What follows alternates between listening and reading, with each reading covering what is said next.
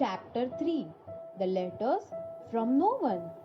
The escape of Brazilian boa constrictor earned Harry as his longest ever punishment.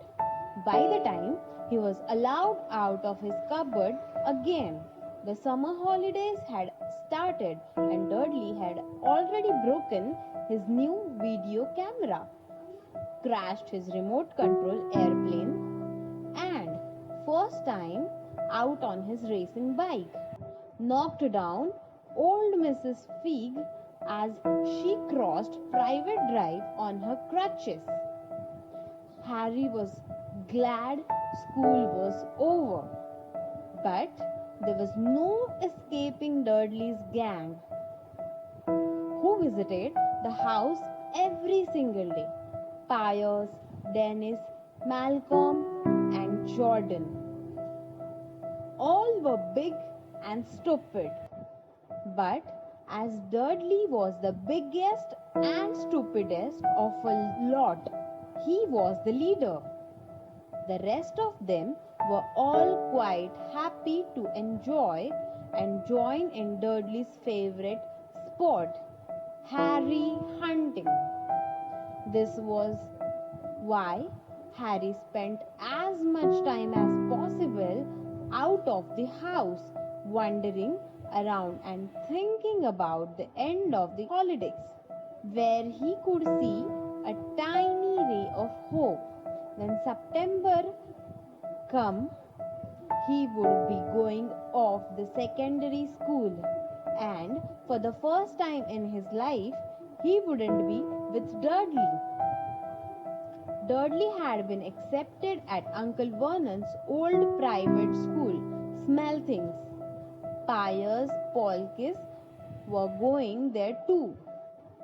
Harry, on the other hand, was going to Stonewall High School, the local public school.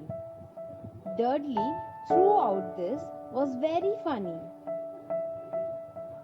They stuffed people's head down the toilet the first day at Stonewall.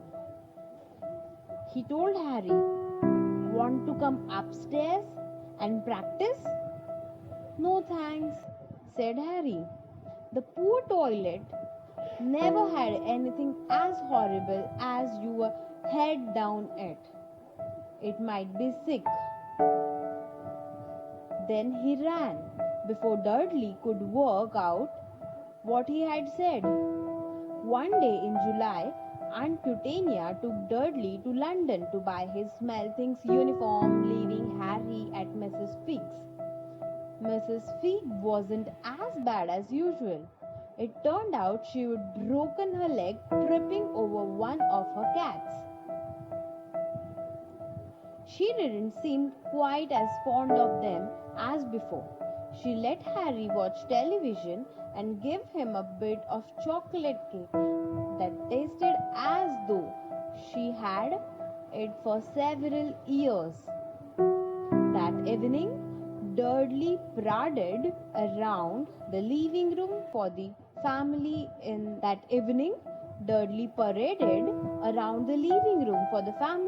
his brand new uniform. Smelthings boys were more on tailcoats, orange knickerbockers, and flat straw hat called boaters. They also carried knobbly sticks used for hitting each other while the teachers weren't looking. This was supposed to be good training for later life.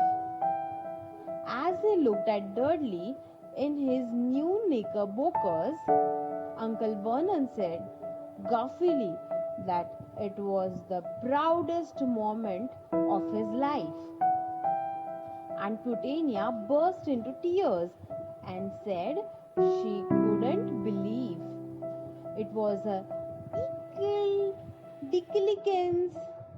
He looked so handsome, grown up. Harry didn't trust himself to speak. He thought two of his ribs might already have cracked from trying not to laugh. There was a horrible smell in the kitchen. The next morning, when Harry went for breakfast, seemed to be coming from a large metal tub in the sink. He went to have a look. The tub was full of what looked like dirty rags swimming in grey water. "What's this?" he asked to Aunt Eugenia. Her lips tightened as they always did, if he dared to ask question. "Your new school uniform," she said. Harry looked in the bowl again. "Oh," he said. "I didn't realize it had to be so wet." "Don't be stupid," snapped Aunt Eugenia. "I'm dyeing some of Dudley's old things grey for you. It will look just like everyone else when I have finished." Harry seriously doubted this, but thought it best not to argue. He sat down at the table and tried not to think about how he was going to look on his first day of Stonewall High School. Like he was wearing bits of old elephant skin probably. Dudley and Uncle Vernon came in, both in wrinkled noses because of the smell of Harry's new uniform.